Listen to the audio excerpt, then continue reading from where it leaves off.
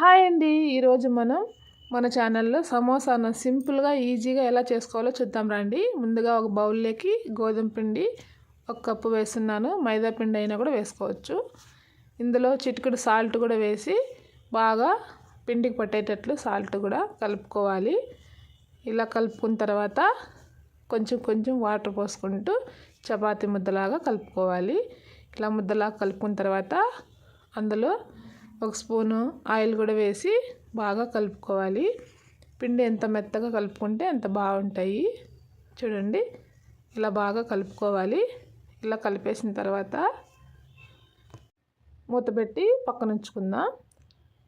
ఇప్పుడు పిండి అంతా ఉంటుంది కదా, ఇప్పుడు మనం ముందుగా ఉడికించి పెట్టుకున్న ఉర్లగడ్డలని పొట్టు తీసేసి ఇలా పెనంలో వేసి ఇలా చిన్న బౌల్ని తీసుకొని ఇలా చిదిమేస్తున్నాను. కాలుతున్నాయి, వేడివేడిగా ఉన్నాయి కాబట్టి ఇలా గిన్నెతో ఇలా చిదిమేశాను. ఇలా మొత్తం చిదిమేసి పక్కన ఉంచుకుందాం. ఇప్పుడు స్టవ్ వెలిగించుకొని పెనం పెట్టుకొని కొంచెం ఆయిల్ వేసుకుందాం. ఆయిల్ వేసుకొని సన్నగా తరిగిన ఉల్లిపాయలు, సన్నగా తరిగిన పచ్చిమిర్చిలు వేసి కొద్దిసేపు ఇలా వేగనిద్దాం. ఇలా వేగిన తర్వాత అందులోని 1/2 స్పూను ధనియాల పౌడరు, 1/2 స్పూన్ పసుపు, 1/2 స్పూన్ గరం మసాలా, తగినంత సాల్ట్ వేసి కలుపుకోవాలి. ఇదంతా వేగిన తర్వాత లాస్ట్లో కొత్తిమీర వేసి ఇలా కలుపుకుందాం. ఇలా కలుపుకున్న తర్వాత మనము ఉర్లగడ్డలన్నీ చిదిమేసి పక్కన ఉంచుకున్నాం కదా, ఆ ఉర్లగడ్డలను పేస్ట్ను కూడా ఇలా వేసి బాగా కలుపుకోవాలి. ఇలా కలిపేసి ముద్దను పక్కన ఉంచుకుందాం.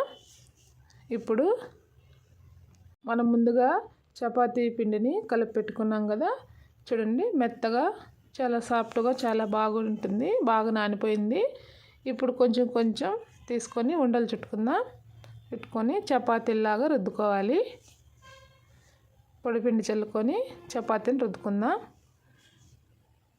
ఇలా రుద్దుకున్న తర్వాత మనము కజ్జికాయలు ఒత్తుతాం కదా బాక్సు, ఆ బాక్సులో ఇలా చపాతీని వేసి మనం ముందుగా ఉర్లగడ్డలు అంతా వేసి పేస్ట్ చేసుకున్నాం కదా, ఆ స్టఫింగ్ని కూడా మధ్యలో పెట్టి ఇలా ఒత్తుకోవాలి. మనం కజ్జికాయలు ఎలా ఒత్తుకుంటామో అలా ఒత్తుకుంటే సరిపోతుందండి.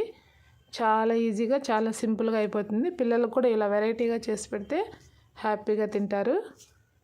ఇలా అన్ని ప్లేట్లకు చేసి పెట్టుకున్నాను. ఇప్పుడు స్టవ్ వెలిగించుకొని ఆయిల్ వేసుకుందాం. ఆయిల్ హీట్ ఎక్కిన తర్వాత ఒక్కొక్కటిగా వేద్దాం. బాగా ఆయిల్ హీట్ ఎక్కిన తర్వాత మీడియం ఫ్లేమ్లో పెట్టుకొని 2 వైపులా తిప్పుకుంటూ కాల్చుకోవాలి. చూడండి, మంచి కలర్ వచ్చిన తర్వాత ఇలా తీసి పక్కన ఉంచుకుందాం. చాలా సింపుల్, చాలా ఈజీ అండి. మీరు కూడా ఒకసారి ట్రై చేయండి. ఎలా వచ్చిందో కామెంట్ చేయండి. ప్లీజ్ లైక్ చేయండి, సబ్స్క్రైబ్ చేసుకోండి.